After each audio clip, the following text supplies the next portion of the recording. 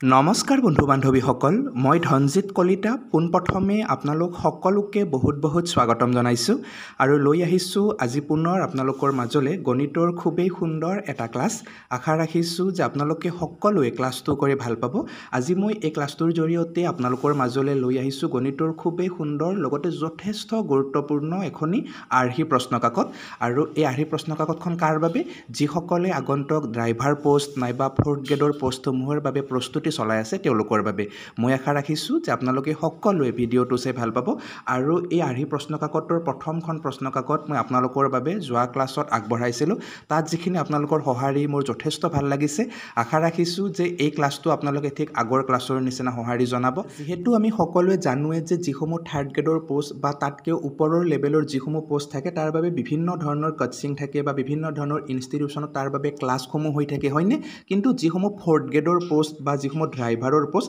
তাৰ বাবে আমি ঠিক তেনেকুৱা ধৰণৰ কোচিং বিচাৰিলেও নাপাওঁ। আৰু মই আপোনালোকৰ বাবে লৈ আহিছোঁ এনেকুৱা ধৰণৰ ক্লাছ য'ত নেকি আপোনালোকে কোচিঙত গ'লেও ঠিক এনেকুৱা ধৰণৰ ক্লাছ বিচাৰি নাপাব। একেবাৰে উন্নত মানদণ্ডৰ আপোনালোকৰ বাবে গণিতৰ ক্লাছ লৈ আহিছোঁ। যিসকলে যোৱা ক্লাছটো চাইছে নিশ্চয়কৈ অনুমান কৰিব পাৰিছে যে যদিও আমি এখন আৰ্হি প্ৰশ্নকাকত আলোচনা কৰিছোঁ তথাপিও আমি ইমান ধুনীয়াকৈ কনচেপ্টসমূহ ক্লিয়াৰ কৰিছোঁ যে সেই কনচেপ্ট ৰিলেটেড যদি কিবা প্ৰশ্ন আহে আমি নিশ্চয়কৈ পৰৱৰ্তী সময়ত কৰিব পাৰিম। আৰু আজিও মই ঠিক তেনেকুৱা ধৰণৰে এখন আৰ্হি প্ৰশ্নকাকত লৈ আহিছোঁ। আশা কৰিছোঁ যে আপোনালোকে সকলোৱে আজিৰ ক্লাছটো কৰিও ভাল পাব। মই বাৰু বহুত দীঘলীয়াকৈ কথাসমূহ ক'বলৈ নাযাওঁ, আমি পোনে আজিৰ ক্লাছৰ প্ৰথমটো প্ৰশ্নৰ ফালে আগবাঢ়িছোঁ। তো ইয়াতে যিটো প্ৰথমটো প্ৰশ্ন যথেষ্ট গুৰুত্বপূৰ্ণ প্ৰশ্ন হয় আৰু এনেকুৱা ধৰণৰ প্ৰশ্নই আপোনালোকে পৰীক্ষাত দেখিব পাৰে, ঠিক আছে? তো প্ৰশ্নটোত কি কৈছে যে এটা আয়তৰ যি পৰিসীমা সেইটো কিমান বুলি কৈছে? ইয়াতে 20 চেণ্টিমিটাৰ বুলি কৈছে। একদম ধুনীয়াকৈ বুজি যাব, মই ষ্টেপ বাই ষ্টেপ একেবাৰে বেছিকৰ পৰা বুজাই দি আছোঁ, ঠিক আছে? আমাক কৈছে যে এটা আয়ত আছে আৰু সেই আয়তৰ যিটো পৰিসীমা সেইটো কিমান হয়? 20 চেণ্টিমিটাৰ হয়। তাৰপিছত আমাক কৈছে যে তাৰ যিটো দিশ আৰু যিটো প্ৰস্থ তাৰ অনুপাত এটা আমাক দিয়া আছে। কেনেকুৱা ধৰণে দিয়া আছে? যে 3:2। আমাক ঠিক এনেকুৱা ধৰণে তাৰ ৰেচিঅ'টো দিয়া আছে। আমাক মানে কি উলিয়াব দিছে যে তাৰ যিটো প্ৰস্থ সেই প্ৰস্থ কিমান হ'ব আমাক উলিয়াব দিছে, ঠিক আছে? গতিকে এনেকুৱা ধৰণৰ প্ৰশ্ন আহিলে আমি প্ৰস্থ কেনেকৈ উলিয়াম বা আমি দিশ কেনেকৈ উলিয়াম বা কেতিয়াবা কালিও আমাক উলিয়াব দিব পাৰে। তো গোটেইখিনিয়ে মই ধুনীয়াকৈ বুজাই দি আছোঁ, আপোনালোকে একেবাৰে ধুনীয়াকৈ চাই যাব। মই অকণমান ওপৰলৈকে পেপাৰখন স্ক্ৰল কৰিছোঁ। তো ইয়াতে আপোনালোকে চাব যে প্ৰশ্নটোত আমাক কি কৈছে? এটা আয়তৰ কথা কৈছে। তো আয়ত জেনেৰেলি কি হয়? যে যাৰ বিপৰীত বাহুবোৰ সমান আৰু প্ৰতিটো কোণৰ মাপ 90 ডিগ্ৰী সেইটোকে আমি কি বুলি কওঁ? আয়ত বুলি কওঁ, হয়নে? ইয়াতে মই যিটো চিত্ৰ আঁকিছোঁ এইটো কি হয়? এইটো এটা আয়ত হয়, ৰেক্টেংগল হয়, অ'কে, ঠিক আছে? তো আয়তৰ যিটো পৰিসীমা বুলি কোৱাৰ লগে লগে আপোনালোকে জানেনে যে পৰিসীমা কি হয়? পৰিসীমা হয় যে এই যিটো বাউণ্ডাৰী, এই বাউণ্ডাৰীটো আৱৰি থকা যিখিনি মানে এৰিয়া সেইখিনিকে আমি কি বুলি ক'ম? তাৰ পেৰিমিটাৰ বুলি ক'ম। মানে ইয়াৰ পৰা ইয়ালৈকে যিমান দূৰত্ব, আকৌ ইয়াৰ পৰা ইয়ালৈকে যিমান দূৰত্ব, ইয়াৰ পৰা ইয়ালৈকে যিমান দূৰত্ব আৰু ইয়াৰ পৰা ইয়ালৈকে যিমান দূৰত্ব, এই গোটেই দূৰত্বখিনিক যোগ কৰিলে আমি কি পাম? তাৰ পৰিসীমাটো পাই যাম, ঠিক আছে? গতিকে যিহেতু ইয়াৰ বিপৰীত বাহুবিলাক সমান হয় তাৰ বাবে আমাক ইয়াতে কি দিছে? ৰেচিঅ'টো দি দিছে, ঠিক আছে? ৰেচিঅ'টো কি দিছে? যে ইয়াৰ যিটো দিশ হ'ব, দিশটো কি হ'ব? যদি 3 হয়, দিশটো যদি 3 হয় তেতিয়াহ'লে প্ৰস্থটো কিমান হ'ব? 2 হ'ব। মানে এইটো এটা ৰেচিঅ', এইটো তাৰ অৰিজিনেল ভেলু নহয়, ঠিক আছে? আৰু ৰেচিঅ' কি হয়? ৰেচিঅ' হৈছে আমাৰ এটা শুদ্ধ সংখ্যা। মানে কেনেকুৱা জানেনে? মই ধৰি লৈছোঁ যে ইয়াতে যদি মানে কি হয়? ধৰি লৈছোঁ যে দিশটো 9, ঠিক আছে? আৰু প্ৰস্থটো তেতিয়াহ'লে কিমান হ'ব? প্ৰস্থটো হ'ব তেতিয়া 6। আৰু এইটোক যদি আমি সৰু কৰি দিওঁ, 9 আৰু 6টোক যদি আমি সৰু কৰি দিওঁ, আমি কেনেকৈ সৰু কৰিব পাৰিম? বোলে দুয়োটাকে আমি 3ৰে কাটিব পাৰিম। বোলে 9টোক যদি আমি 3ৰে কাটো 3 বাজ যাব, হয়নে? আৰু 6টোকো যদি আমি 3ৰে কাটো 2 বাজ যাব। তো এই যিটো 3:2 পালোঁ এইটো হ'ব ইয়াৰ ৰেচিঅ'। মানে যদি 9 আৰু 6ও থাকে বা যদি কেতিয়াবা ধৰি লৈছোঁ 12 আৰু ইভাগে যদি কি হয় 8ও থাকে তেতিয়াও ঠিক তেনেকুৱাই হ'ব। বস্তুটো বুজিছেনে? মানে জাষ্ট তাৰ ৰেচিঅ'টো কি বুলি কৈছে ইয়াতে? 3:2 বুলি কৈছে। মানে আমি নিজে ধৰি ল'ব পাৰোঁ এনেকুৱাকৈ যে ইয়াৰ যিটো দিশ হ'ব, দিশটো যিহেতু আমাক দিয়া নাই আমি দিশ ধৰি লৈছোঁ কিমান? বোলে 3x। এইটো কি হ'ব? দিশ। আৰু প্ৰস্থ কিমান ধৰি লৈছোঁ? বোলে প্ৰস্থ ধৰি লৈছোঁ আমি 2x। আৰু এইটো কি হ'ব এতিয়া আয়তৰ দিক আৰু প্ৰস্থ ইয়ালৈকে আমাৰ ধুনীয়াকৈ ক্লিয়াৰ হৈ গ'ল এতিয়া আপোনালোকে কি জানিব লাগিব যে আয়তৰ যিটো পৰিসীমা সেইটো কেনেকৈ উলিয়ায় আমি গম পালোঁ যে চাৰিও যিটো সীমা এইটোৱে পৰিসীমা বুলি কয় হয় নে নহয় চাৰিওফালৰ যিটো সীমা এইটোকে আমি কি বুলি কওঁ পৰিসীমা বুলি কওঁ গতিকে চাৰিওফালৰ যিটো সীমা সেইটো যদি আমি উলিয়াব লাগে তাৰ বাবে আমি কি কৰিব লাগে এটা জাষ্ট সৰু সূত্ৰ আপোনালোকে মনত ৰাখিব লাগে যে 2 পূৰণ কি আছে বোলে দিক যোগ প্ৰস্থ আৰু মই হেতুক l যোগ b বুলি দিছো ঠিক আছে l মানে দিক আৰু মানে b মানে কি হ'ব ইয়াতে প্ৰস্থ ঠিক আছে এইখিনিলৈকে তো আপোনালোকৰ ক্লিয়াৰ আছে ন ধুনীয়াকৈ বুজি গৈ আছে তো ইয়াতে আপোনালোকে চাব এইখিনি কি হয় এইখিনি পৰিসীমা হয় তো ইয়াতে আমি ধৰি লৈছিলোঁ কিমান দিক কিমান ধৰি লৈছিলোঁ বোলে 3x তো এলৰ জায়গাত যদি আমি 3x ধৰো এলৰ জায়গাত যদি আমি 3x ধৰো আৰু 2x টো আমি যদি b ৰ জায়গাত ধৰো ইয়াতে 2x দিয়া আছে এটো যদি আমি b ৰ জায়গাত ধৰো মানে যেটোটো প্ৰস্থ হয় তো দিক যোগ প্ৰস্থ আমাৰ হৈ গল আৰু এইখিনি যোগ কৰি কিনে কি কৰিব লাগে 2 ৰে পূৰণ কৰিব লাগে তেতিয়া আমি কি পাই যাম তেতিয়া আমি পৰিসীমা পাই যাম আৰু পৰিসীমাটো আমাক দিয়াই আছে কিমান দিয়া আছে বোলে 20 দিয়া আছে তো এইখিনি হয় একদম সিম্পল তো ইয়াতে 2 টো এইখিনিৰ লগত কি হৈ আছে 2 টো এইখিনিৰ লগত পূৰণ হৈ আছে সমান চিহ্নৰ সেইফালে গলে কি হ'ব 2 টো হৰণ হৈ যাব তো 20ক যদি আমি 2 ৰে হৰণ কৰো 20ক 2 ৰে হৰণ কৰিলে আমি কিমান পাম বোলে 10 পাম নে নাপাম ইবাগে 20 আছে আৰু ইবাগে 2 টো পূৰণ হৈ আছে গতিকে 2 টো যদি সমান চিহ্নৰ সেইফালে উঠি যায় হৰণ হৈ যাব তো 20ক 2 ৰে হৰণ কৰিলে আমি কিমান পাম 10 পাম আৰু এইবাগে কি থাকিল বোলে 3টা x আৰু 2টা x টোটেল কেইটা x থাকিল ইবাগে বোলে 5টা x ইবাগে থাকি গল ঠিক আছে তো 5টা x তার মানে কি হয় 10 হয় এটা x মানে কিমান হ'ব যদি 5টা x মানে 10 হয় এটা x মানে আমি ধুনিয়াকৈ উলিয়াব পাৰিম বলে কিমান হ'ব এটা x মানে 2 হ'ব ঠিক আছে এটা x ৰ ভ্যালু আমি কিমান পালো বলে এটা x ৰ ভ্যালু আমি পালো কিমান বলে 2 তো এতিয়া তো আমি ধুনিয়াকৈ দিক আৰু প্ৰস্থ উলিয়াব পাৰিম বলে কেনেকৈ পাৰিম বলে আমি যেহেতু জানোৱে যে দিক কিমান হয় 3x তো x ৰ জায়গাত আমি 2 পালো তো 3 2 গুণ কিমান হ'ব বলে দিক পালো আমি 6 আৰু প্ৰস্থ আমি কিমান পালো বলে প্ৰস্থ যদি ইয়াতে চাও আমি 2x হয়নে x ৰ জায়গাত যদি 2 বহাই দিও 2 গুণ কিমান হ'ব বলে 2 গুণ হ'ব আমাৰ 4 তো ইয়াতে আমাক কি উলিয়াব দিছিল প্ৰস্থ উলিয়াব দিছিল গতিকে প্ৰস্থ আমি কিমান পালো বলে প্ৰস্থ আমি ইয়াতে পালো কিমান 4 পালো তো ইয়াতে নিশ্চয় কি আপোনালোকে অপচনত দেখিছে হয়নে কোড আছে 4 এ নম্বৰ অপচনতে আছে মানে এইটোৱে কি হ'ব শুদ্ধ হ'ব আৰু কেতিয়াবা আপোনালোকক মানে প্ৰস্থ উলিয়াব নিদিয়ে কিনে যদি কয় যে এই যেটো আয়ত আছে আয়তটোৰ আপোনালোকে কালি উলিয়াব লাগে তেতিয়াও পাৰিব উলিয়াব ইয়াতে আমি কিমান পালো দিক পালো কিমান বলে 6 প্ৰস্থ পালো কিমান বলে 4 তো আয়তৰ কালি কেনেকৈ উলিয়াব দিক আৰু প্ৰস্থ পূৰণ কৰিব লাগে ঠিক আছে তো দিক আৰু প্ৰস্থ পূৰণ কৰিলে কিমান পাব ইয়াতে বলে 6 4 গুণ কিমান হ'ব বলে 24 হ'ব ঠিক আছে 6 4 গুণ কিমান হ'ব 24 হ'ব আৰু এইটো কি হ'ব বৰ্গ সেন্টিমিটাৰ হ'ব মানে সেন্টিমিটাৰ স্কয়াৰ হৈ যাব ঠিক আছে তো আমি কালিও ধুনিয়াকৈ উলিয়ালো তো প্ৰশ্ন এটা আছিল কিন্তু আমি উত্তৰ দুটা উলিয়ালো ইতিমধ্যে ঠিক আছে আৰু যদি আমাক তাৰ কি উলিয়াব দিক উলিয়াব দিয়ে ঠিক আছে প্ৰস্থ যেনেকৈ আমি উলিয়ালো 4 দিক যদি উলিয়াব দিয়ে দিকটো আমি কিমান লিখিম বলে 6 লিখিম তো প্ৰশ্ন এটাই আছিল কিন্তু আমি তিনিটা তাৰ পৰা উত্তৰ উলিয়াইছো আমি দিক বেলেগকৈ উলিয়ালো 6 সেন্টিমিটাৰ প্ৰস্থ বেলেগকৈ উলিয়ালো 4 সেন্টিমিটাৰ হয়নে আৰু তাৰ কালি বেলেগকৈ উলিয়াইছো কিমান হয় 24 বৰ্গ সেন্টিমিটাৰ তো মই বাৰু আশা ৰাখিছো যে আপোনালোকে একদম ধুনিয়াকৈ আয়তৰ কনসেপ্টখিনি অন্তত ক্লিয়াৰ কৰিব পাৰিলে আৰু দুটা সূত্ৰ ইয়াতে আপোনালোকৰ ক্লিয়াৰ হৈ গল এটা হল পৰিসীমাৰ সূত্ৰ এইটো কিমান হয় বলে 2 পূৰণ দিক যোগ প্ৰস্থ আৰু তাৰ এৰিয়া উলিওৱা মানে তাৰ যেটো ক্ষেত্ৰফল বা কালি উলিওৱা সূত্ৰ হেতু কিমান আছিল দিক পূৰণ প্ৰস্থ মানে l * b ঠিক আছে তো আমাৰ গোটেই কনসেপ্ট ধুনিয়াকৈ ক্লিয়াৰ হৈ গল মই আশা কৰিছো যে এনেকুৱা প্ৰশ্ন আৰু আপোনালোকৰ টেনচন নিদিয়ে মানে ঠিক আছে তো তাৰ নেক্সটটো চাবছো আপোনালোকে আৰু এনেকুৱা ধৰণৰ প্ৰশ্ন পৰীক্ষাত আহাৰ চান্সটো বহুত বেছি আছে মানে কি এনেকুৱা জানেনে আমাক কৈছে যে একৰ 100% ঠিক আছে একৰ কি 100% আৰু 100ৰ কিমান 1% তো দুয়োটা যদি আমি যোগ কৰো তেতিয়াহলে তাৰ যোগফল কিমান পাম বহুতেই বেছি গুৰুত্বপূৰ্ণ পাৰ্সেন্টেজৰ যোগফল আপোনালোকক এটা হলেও দিবই হেয়া লাগিলে 4th গ্ৰেড হওক হেয়া লাগিলে ড্ৰাইভাৰ হওক আনকি 3rd গ্ৰেডতো দিয়ে এইটো যি পৰীক্ষা অনুষ্ঠিত হৈ গল কিছুদিন পূৰ্বে তাতো পাৰ্সেন্টেজৰ যোগ দিছিলে আৰু আশা কৰো আগন্তুক যেটো ডিগ্ৰী লেভেল পৰীক্ষা আছে তাতো হয়তো পাৰ্সেন্টেজৰ যোগ দিব পাৰে বাকি ড্ৰাইভাৰ বা যিসমূহ গ্ৰেড 4 আছে তাৰ বাবে তো মই সিওৰ যে দিব লাগেই লাগে মানে পাৰ্সেন্টেজৰ পৰা নহলে কি দিব কাৰণ যিসমূহ বেলেগ কনসেপ্ট আছে হেমতো টাফ হৈ যাব তো জেনাৰেলি 4th গ্ৰেডৰ বাবে এনেকুৱা মই মানে ধুনিয়াকৈ মিলি যায় নহয় জানো ঠিক আছে তো গতিকে এইটো আমি ধুনিয়াকৈ শিকি যাম কেনেকৈ কৰিম যে যদি আমাক একৰ 100% ঠিক আছে এই ৰ বুলি যিবিলাক থাকে মাজত ৰ মানে কি হয় সদায় পূৰণ হয় আপোনালোকে মনত ৰাখিব তো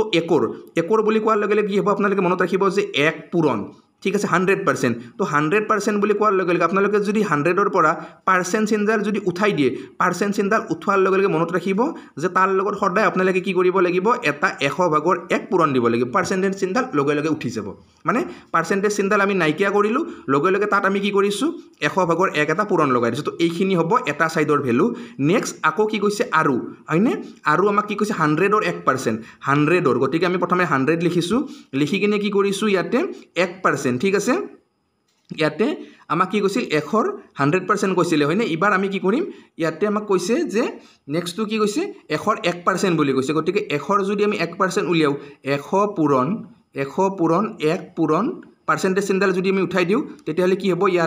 ইয়াতো গৈ কিনে আপোনালোকে সেই 100/1 দিব লাগিব, মানে পাৰ্চেণ্টেজ চিনডাল এতিয়া ধুনীয়াকৈ উঠি গ'ল। তো এই দুটা ছাইড আমি ধুনীয়াকৈ পাই গ'লোঁ এতিয়া। তো দুটা ছাইড আমি কি কৰিব লাগে, জাষ্ট যোগ কৰিব লাগে। তো এতিয়া ইয়াতে আপোনালোকে কাটাকাটি কৰকচোন, ধুনীয়াকৈ আপোনালোকে কাটাকাটি কৰিব পাৰে, যিহেতু গোটেইখিনি পূৰণ হৈ আছে। পূৰণত আপোনালোকে তলে ওপৰে মজাকৈ কাটিব পাৰে, ইয়াৰ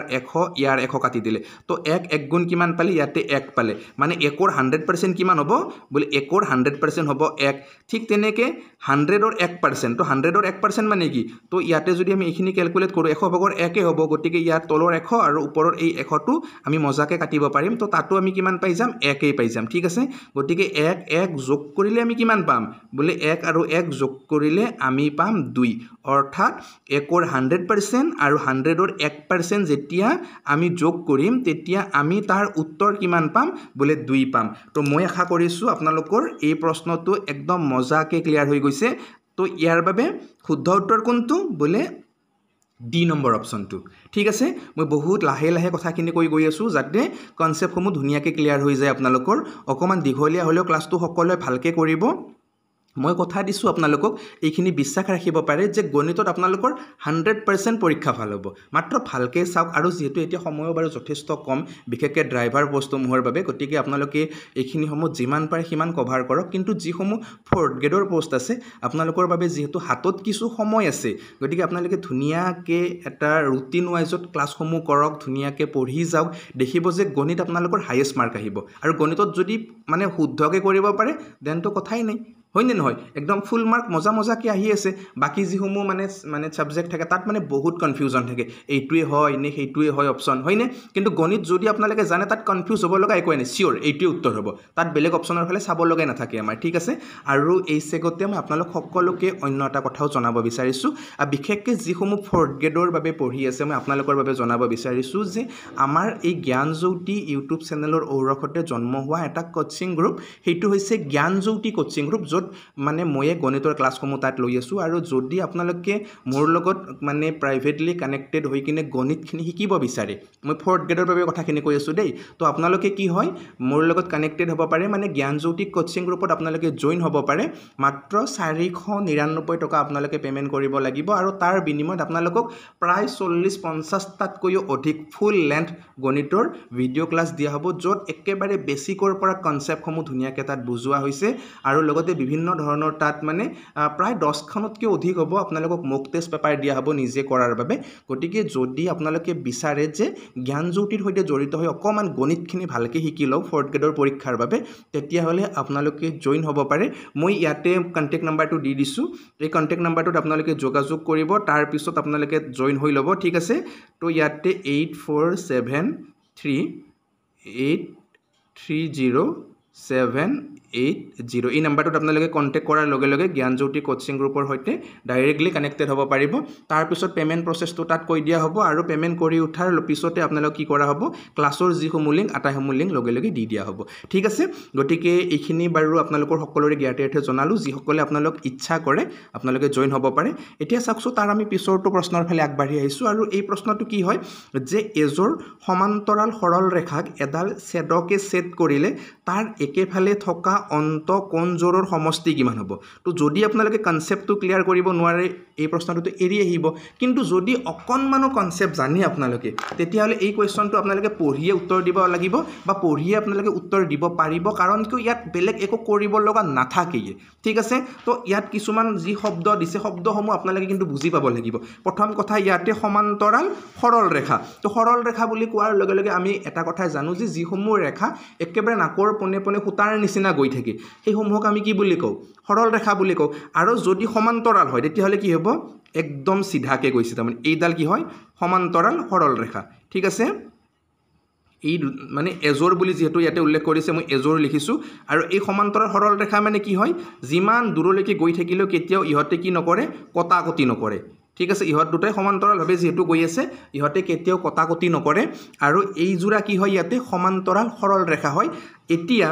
এই সমান্তৰাল সৰল ৰেখাডালক কি কৰিছে এডাল ছেদকে ছেদ কৰিছে ধৰি লৈছোঁ এনেকুৱা এডাল ছেদক আহিছে আৰু এই ছেদকডালে কি কৰিছে ইয়াতে এই ছেদকডালে ই মানে ৰেখা দুডালক কি কৰিছে কাটিছে ছেদ কৰিছে ঠিক আছে তো এতিয়া আমাক সুধিছে যে ইয়াৰ একেফালে থকা ইয়াত আমি বিভিন্ন ধৰণৰ কোণ দেখা পাইছোঁ ইয়াত আমি এনেকুৱা ধৰণৰ এটা কোণ দেখা পাইছোঁ তলতো এটা কোণ দেখা পাইছোঁ ইয়াতো এটা কোণ দেখা পাইছোঁ ইয়াতো এটা কোণ দেখা পাইছোঁ ঠিক এনেকৈ ইয়াত এটা কোণ দেখা পাইছোঁ ইয়াতো এটা দেখা পাইছোঁ হয়নে ইয়াতো এটা কোণ দেখা পাইছোঁ আৰু ইয়াতো এটা কোণ দেখা পাইছোঁ মানে ইয়াত আমি 8টা কোণ দেখা পাইছোঁ আৰু এই 8টা কোণৰ ভিতৰত 4টা অন্তকোণ আৰু 4টা বহিকোণ ঠিক আছে যেনেকৈ ইয়াত যদি মই 1 2 3 4 5 6 7 8 এনেকুৱা যদি নাম দিওঁ তেতিয়াহ'লে ইয়াতে অন্তকোণ কোনকেইটা হ'ব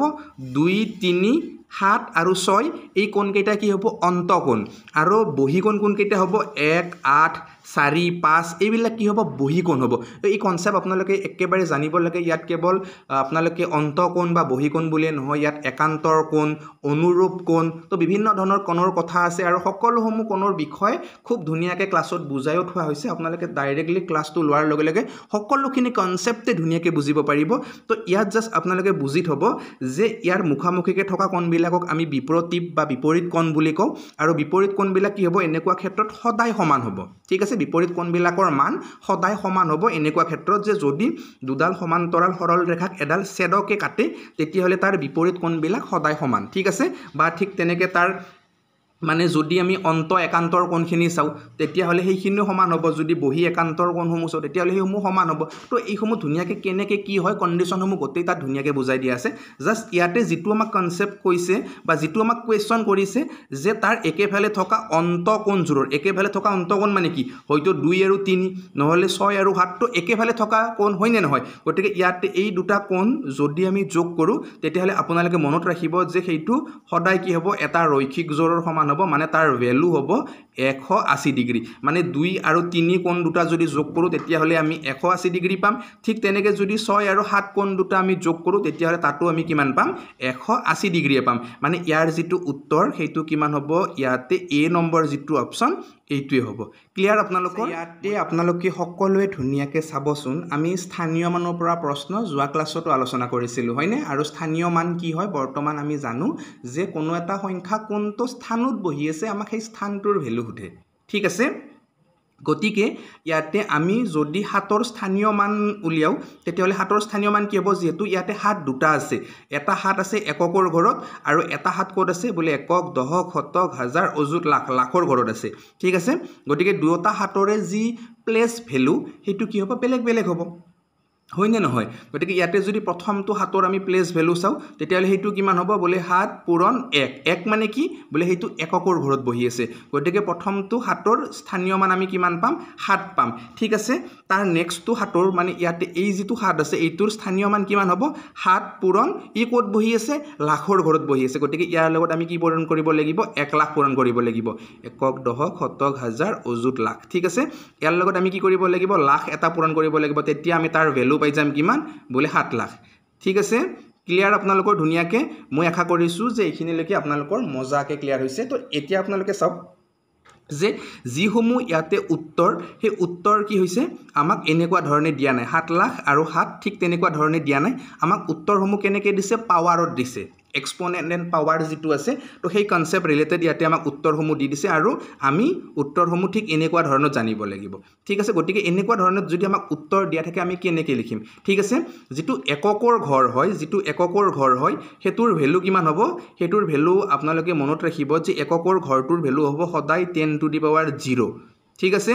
এককৰ ঘৰটোৰ ভ্যালু হ'ব সদায় 10 টু দি পাৱাৰ 0 দশকৰ ঘৰৰ ভ্যালু হ'ব আপোনালোকৰ 10 টু দি পাৱাৰ 1 শতকৰ ঘৰৰ ভ্যালু হ'ব আপোনালোকৰ 10 টু দি পাৱাৰ 2 ঠিক আছে তাৰ পিছত হাজাৰৰ ঘৰৰ ভ্যালু হ'ব 10 টু দি পাৱাৰ 3 তাৰ পিছত 10,000ৰ ঘৰৰ ভ্যালু হ'ব কিমান বোলে 10 টু দি পাৱাৰ 4 তাৰ পিছত আমি কিমান পাম বোলে একক দশক শতক হাজাৰ হয়নে তাৰ পিছত কিমান পালো আমি একক দশক শতক হাজাৰ এটো 10,000 পালো ঠিক আছে তাৰ পিছত কি পাম আমি লাখ পাম হয়নে হাজাৰ অজুত আমি লাখ পাম লাখ হোৱাৰ লগে লগে আমাৰ কি হ'ব ইয়াতে বোলে 10 টু দি পাৱাৰ 5 হৈ যাব ঠিক আছে গতিকে ইয়াতে এনেকুৱা ধৰণৰ মানে উত্তৰ কোড আছে যেটো আমি পাম প্ৰথমতে পাব লাগিব কিমান 10 টু দি পাৱাৰ 5 তাৰ পিছত কি আছে বোলে তাৰ পিছত আমাৰ থাকিব লাগিব 10 টু দি পাৱাৰ কিমান হ'ব লাগিব 0 হ'ব লাগিব আৰু দুটাৰ লগতে কি হ'ব লাগিব দুটাৰ লগতে 7 পূৰণ হৈ থাকিব লাগিব দুটাৰ লগতে কি হ'ব লাগিব 7 পূৰণ হৈ থাকিব লাগিব তে 7 * 10 টু দি পাৱাৰ 5 কোড আছে বোলে 7 * 10 টু দি পাৱাৰ 5 কোড আছে বোলে ইয়াতে বি নম্বৰ অপচনটোত আছে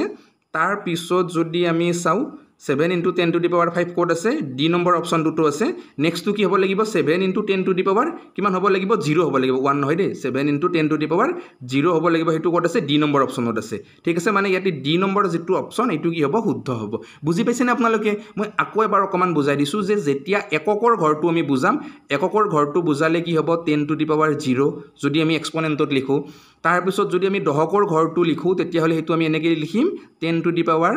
1 লিখিম যদি শতকৰ ঘৰটো লিখো তেতিয়া হলে এটো কি লিখিম আমি 10 টু দি পাৱাৰ 2 যদি আমি হাজাৰৰ ঘৰটো লিখো তেতিয়া হলে 10 টু দি পাৱাৰ আমি কিমান লিখিম 3 লিখিম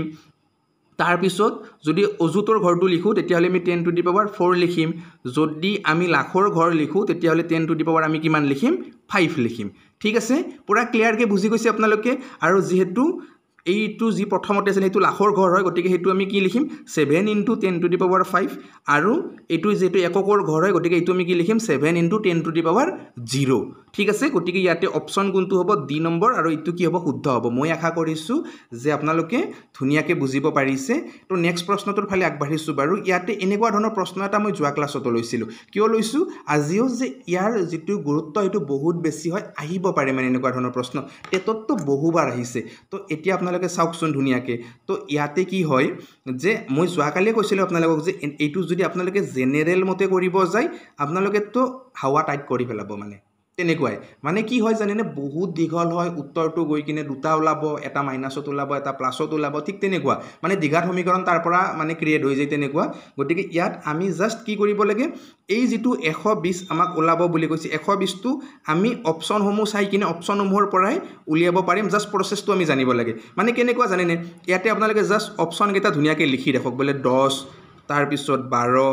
তাৰ পিছত 15 তাৰ পিছত 16 অপচন কেইটা ধুনিয়াকে আপোনালোকে লিখি ৰাখক তাৰ পিছত কি কৰক অপচন কেইটাৰ লগে লগে তাৰ পিছৰটো নম্বৰ আপোনালোকে ধুনিয়াকে তাত কি কৰি দিয়ক তাত ধুনিয়াকে পিছৰটো নম্বৰ আপোনালোকে পূৰণ কৰি দিয়ক এটা 10 ৰ লগত আপোনালোকে 11 পূৰণ কৰি দিয়ক 12 ৰ লগত আপোনালোকে 13 পূৰণ কৰি দিয়ক 15 ৰ লগত আপোনালোকে 16 পূৰণ কৰি দিয়ক আৰু 16 ৰ লগত আপোনালোকে 17 পূৰণ কৰি দিয়ক এতিয়া গোটেইখিনিকে আপোনালোকে কিহেৰে হৰণ কৰি যাওক 2 ৰে ধুনিয়াকে হৰণ কৰি যাওক কিহেৰে হৰণ কৰি যাওক 2 ৰে মজাকে হৰণ কৰি যাওক যেতিয়া উত্তৰটো আপোনালোকে দেখিব 120 তো সেইটো নাম্বাৰে ইয়াৰে উত্তৰ হ'ব ঠিক আছে গতিকে ইয়াতে যদি আমি 2 ৰে 10ক কাটি দিও কিমান বাৰ হ'ব 5 বাৰ যাব 5 11 গুণ কিমান হ'ব বোলে 55 হ'ব তো এইটো তো উত্তৰ নহয় হয় নে নহয় গতিকে 2 ৰে যদি আমি এতিয়া কাক কাটি দিও 12ক কাটি দিও 6 বাৰ যাব 13 6 গুণ কিমান হ'ব 78 হ'ব হয়না 6 3 গুণ 18 ৰ 8 6 1 গুণ 6 1 7 তো এইটোও নহয় হয় না আমাক 120 পাব লাগিব তো আমি তাৰ পিছত যদি আমি চাও এতিয়া 2 ৰে যদি কাক কাটি দিও 16ক কাটি দিও কিমান হ'ব বোলে 8 বাৰ যাব তো 8 ৰে যদি আমি 15ক পূৰণ কৰো কিমান হ'ব বোলে 8 5 গুণ কিমান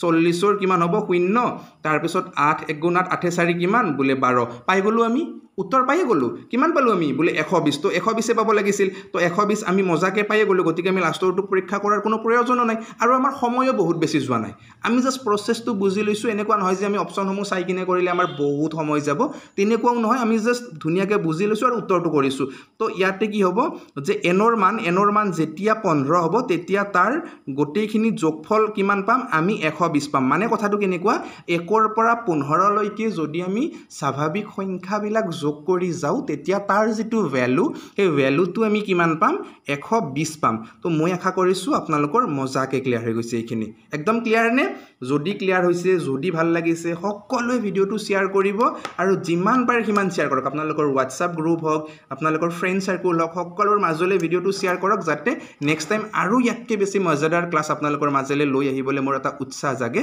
তাৰ পিছত ইয়াতে চাকছো আপোনালোকে ইয়াৰ পিছৰ যেটো প্ৰশ্ন আনিছো এটোটো একেবাৰে সাংঘাতিক প্ৰশ্ন মানে এইটো নেক্সট লেভেল প্ৰশ্ন আৰু এনেকুৱা ধৰণৰ প্ৰশ্ন আহিবৰ চান্স বহুত বেছি থাকে আৰু মই ইমান ধুনীয়াকৈ বুজাই দিম যে যাতে আপোনালোকৰ ভগ্নাংশ যদি ঊৰ্ধ্বক্ৰম বা ভগ্নাংশৰ যদি অৰ্ধক্ৰম উলিয়াব দিয়ে আপোনালোকক এইবিলাক চুটকিমে উলিয়াব পাৰিব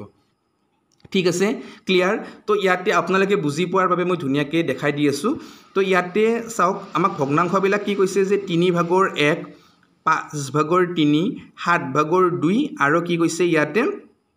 5/2 তো এই ভগ্নাংশকেইটা আমাক ঊৰ্ধ্বক্ৰমত সজাব দিছে তো ঊৰ্ধ্বক্ৰমত সজালে ইয়াতে এটা খুব ধুনীয়া ডিফাৰেন্স মেথড আছে ঠিক আছে ডিফাৰেন্স মেথডৰ জৰিয়তে আপোনালোকে ধুনীয়াকৈ কৰিব পাৰে আৰু যদি আপোনালোকে কি কৰে ইয়াতে যিসমূহ মানে হৰ আছে হৰবিলাক যদি আপোনালোকে একে কৰি লয় ঠিক আছে তেতিয়াও আপোনালোকে উলিয়াব পাৰে তাৰ শুদ্ধ উত্তৰটো বা যদি লবসমূহ আপোনালোকে একে কৰি লয় তেতিয়াও আপোনালোকে শুদ্ধ উত্তৰটো উলিয়াব পাৰে ঠিক আছে গতিকে মই আশা কৰিছোঁ আপোনালোকে ধুনীয়াকৈ বুজি পাব বাৰু এইটো তো ইয়াতে চাওকচোন যদি আপোনালোকে কি কৰে লবসমূহ যদি একে কৰে তেতিয়াহ'লে লবসমূহ একে কৰিব পাৰে যদি হৰসমূহ একে কৰে তেতিয়াহ'লে হৰসমূহ আপোনালোকে একে কৰিব পাৰে তো সহজ কোনটো হ'ব যদি আপোনালোকে লবসমূহ একে কৰিলে কাৰণ ইয়াতে 1 2 আৰু 3 আছে গতিকে এইসমূহ আপোনালোকে একে কৰিলত আপোনালোকৰ প্ৰয়োজন নাথাকে তো 1 2 3 ৰ লসাগু কিমান হ'ব বোলে 6 হ'ব তো গোটেইকেইটা আপোনালোকে 6 6 বনাব পাৰে তো 1টো যদি আপুনি 6 বনায় প্ৰথমতে 1 আছে ন 1টো যদি আপুনি 6 বনায় তেতিয়াহ'লে তলৰ 3টো কি কৰিব লাগিব 3টো 6 গুণ বঢ়াব লাগিব 6 3 গুণ কিমান হ'ব বোলে 18 হ'ব তাৰ নেক্সটটো 3 আছে 3টো আপুনি যদি 6 বনায় 3 2 গুণ 6 তো 5টো 2 গুণ কৰি দিয়ক 5 2 গুণ 10 হ'ব তাৰ নেক্সট 2 আছে 2টো যদি আপুনি 6 বনায় 2 3 গুণ 6 তো 7 3 গুণ কিমান হ'ব বোলে 21 হ'ব তাৰ নেক্সট কি আছে 2 2 3 গুণ 6 হয়নে 2 3 গুণ 6 হ'ব গতিকে 5টো 3 গুণ কৰি দিয়ক কিমান হ'ব 15 হ'ব তো এতিয়া কথাটো হ'ল কি জানেনে বোলে ইয়াতে যিটো তলত আপোনালোকে আটাইতকৈ ডাঙৰ সংখ্যা পাব ঠিক আছে যিটো তলত আপোনালোকে আটাইতকৈ ডাঙৰ সংখ্যা পাব সেইটো ভগ্নাংশ আটাইতকৈ সৰু হ'ব ঠিক আছে বুজিছেনে কথাখিনি বুজক আমি কি কৰি ললোঁ ইয়াতে লবকেইটা একে একে কৰি ললোঁ গোটেইকেইটা লব আমাৰ কি হৈ গ'ল একে একে হৈ গ'ল মানে গোটেইকেইটা 6 6 হৈ গ'ল এতিয়া জাষ্ট হৰকেইটা বেলেগ বেলেগ আছে তো হৰকেইটা বেলেগ বেলেগ থাকিলেও একো কথা নাই আমি কেনেকৈ সৰু ডাঙৰ মানে বিচাৰি উলিয়াম ইয়াৰ পৰা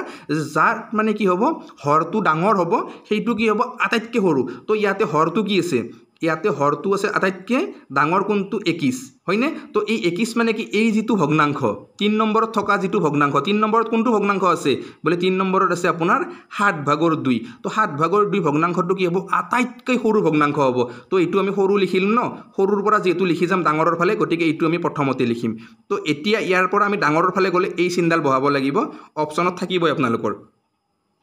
তো এতিয়া চাওক ইয়াতকৈ অকণমান ডাঙৰ কোনটো হ'ব এইটোতো একেবাৰে সৰু তো ইয়াতকৈ অকণমান ডাঙৰ পালোঁ আমি এইটো মানে 18টো ঠিক আছে 18টো অকণমান সৰু তাৰ মানে ভগ্নাংশ হিচাপে অকণমান ডাঙৰ ভগ্নাংশ গতিকে এইটো কোনটো 1 নম্বৰটো তো ইয়াৰ পিছত আমি 1 নম্বৰটো লিখিম কি 3/1 ঠিক আছে তাৰ পিছত আমি আৰু ডাঙৰৰ ফালে যদি যাওঁ আকৌ যদি ডাঙৰৰ ফালে যাওঁ তেতিয়াহ'লে কোনটো লিখিম আমি ইয়াত শেষৰটো লিখিম কাৰণ ঠিক আছে 18তকৈ 15টো অকণমান সৰু তাৰ মানে কি ভগ্নাংশ হিচাপত সেইটো অকণমান আৰু ডাঙৰ ভগ্নাংশ ঠিক আছে এইটো শেষত আছে শেষৰটো কিমান আছে বোলে 5/2 হয় ঠিক আছে আৰু আটাইতকৈ ডাঙৰ কোনটো হ'ব এতিয়া এইটো হ'ব কাৰণ এইটোৰ যিটো হৰ হয় সেইটো আটাইতকৈ সৰু হয় গতিকে ভগ্নাংশটো কি হ'ব আটাইতকৈ ডাঙৰ ভগ্নাংশ হ'ব গতিকে ইয়াতে বুজি পালে আপোনালোকে ধুনীয়াকৈ তো আমি যদি ইয়াক এছেণ্ডিং অৰ্ডাৰত লিখি যাওঁ তেতিয়াহ'লে ইয়াৰ আমি উত্তৰটো মজাকৈ উলিয়াই ল'লোঁ যে কি হ'ব প্ৰথমতে 7/2 তাৰপিছত 3/1 তাৰপিছত 5/2 তাৰপিছত 5/3 তো সৰুৰ পৰা ডাঙৰলৈকে আমাৰ ধুনীয়াকৈ সজোৱা হৈ গ'ল যদি আপোনালোকে এইটো প্ৰশ্নই কি কৰে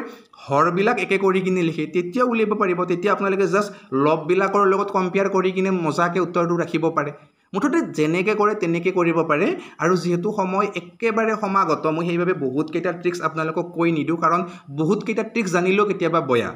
এইটোৱে কৰিম নে সেইটোৱে কৰিম সময়ত আকৌ গোটেই মাহা পাহৰি যায় হয়নে তেনেকুৱা জনাবচোন আপোনালোকে বহুত পঢ়িছোঁ সময়ত একো মনত নাথাকে গতিকে মই যিটো ট্ৰিক্সৰ দ্বাৰা আপোনালোকক লৈ গৈ আছোঁ ঠিক তেনেকৈ আপোনালোকে গৈ থাকক দেখিব যে সঁচাকৈ পৰীক্ষাত জুই হৈ আছে মেথছটো এটাও কাৰো ৰৈ নাহে ঠিক তেনেকুৱা মাত্ৰ আমি বুজি পাব লাগিব বা মেথছৰ প্ৰতি থকা যিখিনি আমাৰ ভয় সেই ভয়খিনি আমি দূৰ কৰিব লাগিব বেলেগ বহুত তাত একো নাই ঠিক আছে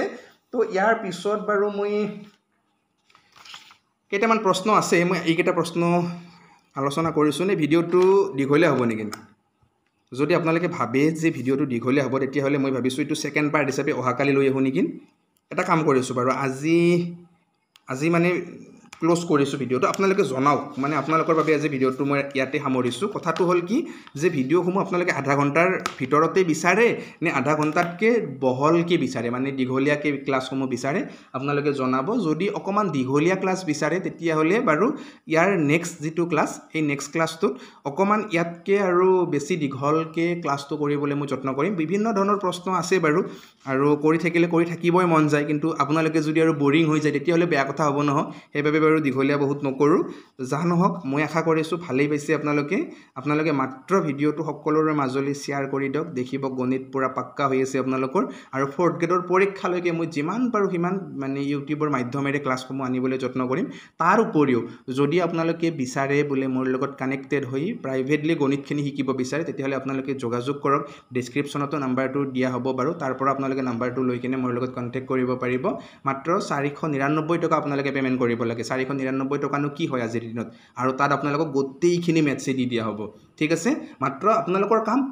পঢ়িব লাগিব আৰু আপোনালোকে অকণমান ভাবি চাওকচোন যে মাত্ৰ হাতত সময় আছে 1 মাহ হয়নে নহয় এই 1 মাহ যদি আপোনালোকে ভালকৈ কষ্ট কৰে তেতিয়াহ'লে ভৱিষ্যত আপোনালোকৰ 60 বছৰ বয়সলৈকে ভাবি চাওক কি মজা এটা লাইফ আহি আছে মই এনেকৈ নকওঁ চাকৰি কৰা মানে বুক তেনেকুৱা নহয় কিন্তু এটা ভাল ষ্টেবল এটা আপোনালোকৰ লাইফ আহিব মই ঠিক তেনেকৈ আপোনালোক সকলোকে ক'ব পাৰোঁ আৰু সেইবাবেই হয়তো আজি 5000 পষ্টৰ বাবে 15 লাখ মানুহে এপ্লিকেশ্যন কৰে হয়নে কথাটো তেনেকুৱা কাৰণ তাৰ ভেলু বহুত আছে আৰু সেইখিনি কষ্ট আপোনালোকে কৰক মই যিমানখিনি পাৰোঁ মোৰ ফালৰ পৰা সহায় কৰি যাম আপোনালোকে যিমান ভিডিঅ'সমূহ শ্বেয়াৰ কৰিব যিমান আপোনালোকে ভিডিঅ'সমূহ লাইক কৰি ৰাখিব বা যিমান সঁহাৰি জনাব সিমান আপোনালোকৰ মাজলৈ মই উন্নত মানদণ্ডৰ ভিডিঅ' আনিবলৈ যত্ন কৰি যাম সদায় এইখিনিয়ে কথা গতিকে আজিলৈ বাৰু ইয়াতে শেষ কৰিছোঁ নেক্সট ক্লাছত মানে অহাকালি বাৰু মই ক্লাছ এটা আনিম আপোনালোকৰ মাজলৈ পুনৰ সেই ক্লাছত আপোনালোক সকলোকে লগ পোৱাৰ আশা ৰাখি আজিলৈ আপোনালোক সকলোকে জনাইছোঁ বাই বাই